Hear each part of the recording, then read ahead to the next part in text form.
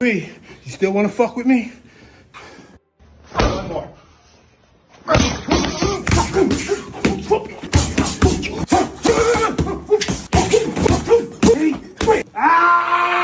Day three, you still want to fuck with me?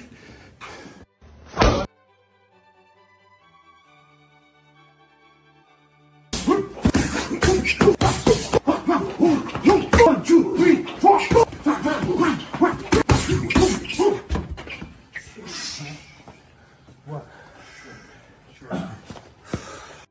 Day two, we're getting ready for you.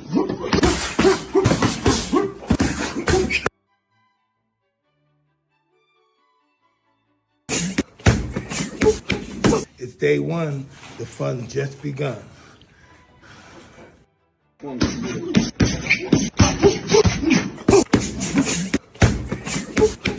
It's day one, the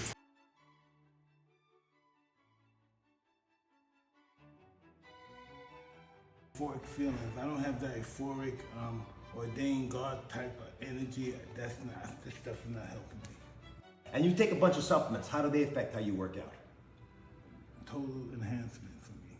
My euphoric feelings. I don't have that euphoric, ordained God type of energy. This stuff is not helping me.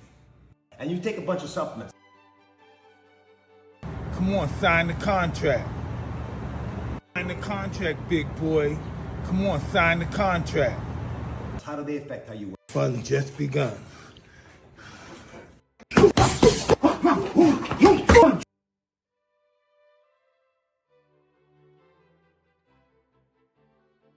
No, he's excited. And he's already like in training camp right now in Vegas. He's taking it serious. Yeah, like Holy he's already shit. training. Like I'm taking a little bit of break because I did just 4 fights in the past year. Yeah. So I'm taking like a week and a half, 2 weeks off right now, but he's already in training camp in Vegas, so he's not fucking around. In a shocking move, Jake Paul has just confronted Mike Tyson in a live session. It appears that the upcoming bout is getting more intense and things have started to become a bit ugly as well. So, Mike Tyson is strategizing to silence his YouTube adversary once and for all, marking the end of his illustrious career. This revelation comes straight from Mike's close confidant and legendary fighter, Zab Judah, who emphasizes that the upcoming fight is far from a mere publicity stunt. Judah admitted, "I personally think that the Mike Tyson that we know, the animal, the lion, he's going to show up. That is scary. If Mike is taking this fight on, and evidently he knows exactly what he's doing, and trust me, Mike is going to be Mike." Critics lambasted Tyson's recent bout against Roy Jones Jr. as nothing more than a glorified sparring session. However, Judah anticipates that the upcoming July match will offer a completely different spectacle. He said, "Nah, I mean, I don't get that from Mike. When Mike gets in the ring, he hands me business. So if he took on a Jake Paul challenge, Jake Paul is going to have a problem." He emphasized that come June, at the age of 58, Mike won't hesitate to push for an early end to the bout, aiming to conclude the fight well before the completion of 12 rounds. Judah painted a vivid picture of Mike's mentality as akin to a relentless beast in the boxing ring. Judah said, "I can tell you from the mindset of a fighter, he has been great at what he's done. He's been given a great gift. He took great control and responsibility of his physique and everything." Furthermore, Judah highlighted that Tyson, even at 58, would aim for a swift conclusion to the fight, preferring to finish it well before the scheduled 12 rounds. He described Tyson's mindset as that of a relentless beast in the boxing ring, maintaining the spirit and determination of a seasoned fighter. He added, "So he still feels like at the age of 58 that he still wants to do it. You know what I mean? So, hey, listen, one thing about the champ, if the champ is going to do it, he is going to go for the biggest and the best." Asked whether he expected a knockout, Judah replied, "Of course, Tyson. I don't think Jake can knock out Tyson. No way. Of course I will put some money on it." Meanwhile, his wife Christina, who says they had heard that the fight was set up in the last year, added, "This is going to be his last fight, I believe. So if he's going out, I believe he's going to go out with a bang. Yeah, I don't think Jake's going to be able to understand who he is in the ring with." They both admitted that Paul and Tyson are friends, but Judah warned, "Remember the rules. Mike said there are no friends in the ring. He's the one that said it. You know what he is saying." On the other hand, Jake Paul is gearing up to undergo a significant physical metamorphosis in the upcoming weeks as he prepares for his bout against Mike Tyson. Paul, at the age of 27, is poised to venture into uncharted territory as he steps into the heavyweight division for the very first time. Here is how he has been training for the fight.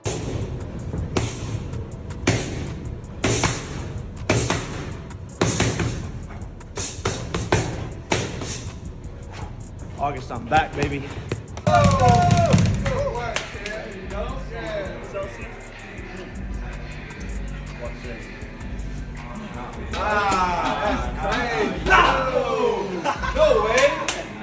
Questions have emerged regarding the permissibility of proceeding with the bout, especially in light of concerns surrounding Tyson's well-being. At 57 years old, Tyson stands as a towering figure, a full 3 decades ahead of Paul in age. Recent doubts about the former heavyweight champion's readiness for a fight arose with the resurfacing of archival footage on social media, showing Tyson relying on a walking stick for assistance during a stroll. Tyson. Can you guys vouch for me? Am I right? Yep. How you doing, Mike? Good to see you, brother. You looking good, Mike. You're You're welcome. photo, Mr. Tyson.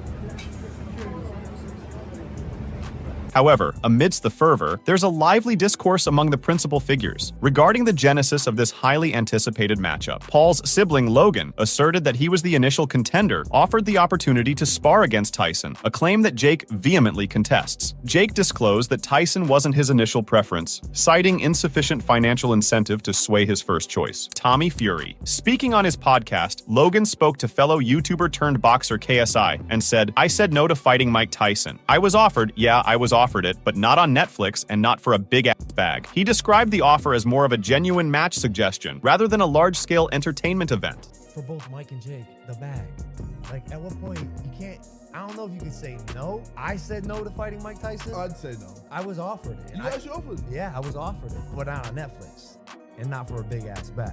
It was just like oh, this could be a real fight. Because I've been asked before. I'm sure you have too. Do you think you could beat Mike Tyson? And my answer was and will be yes. Well, yeah, I just think now? Yes, I just think he's too old, bro. That's crazy. God, He's senile. Logan recalled being questioned in the past about his chances against Mike Tyson and stated that his response remains affirmative. He added, "It was just like an, oh, this could be a real fight. Because I've been asked before, I'm sure you have too. Do you think you could beat Mike Tyson?" And my answer was, and will be, yes. I just think he's too old, bro. He's senile. Subsequently, Jake engaged in a conversation with streamer Aden Ross, during which he addressed and brushed off the aforementioned comments made earlier. Jake said yeah, which is also not true. We're the ones that brought the deal to Mike Tyson. Jake expressed confusion over why such statements were made, explaining that it was he, along with Most Valuable Promotions and his partner Nikisa, who secured a deal with Netflix before approaching other fighters for participation. He added, "So I don't know why he would say that. Me and Most Valuable Promotions and my partner Nikisa struck a deal with Netflix and then went to other fighters to get them involved."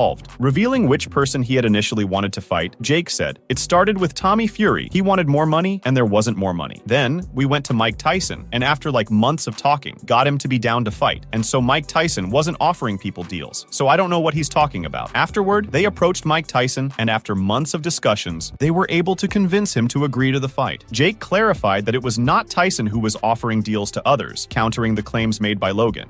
This clip right here. Oh, this was mentioned on your podcast. Logan said he was offered to fight Mike Tyson and he declined. Yeah, which is also not true. Oh, so Logan was not offered to fight Mike Tyson?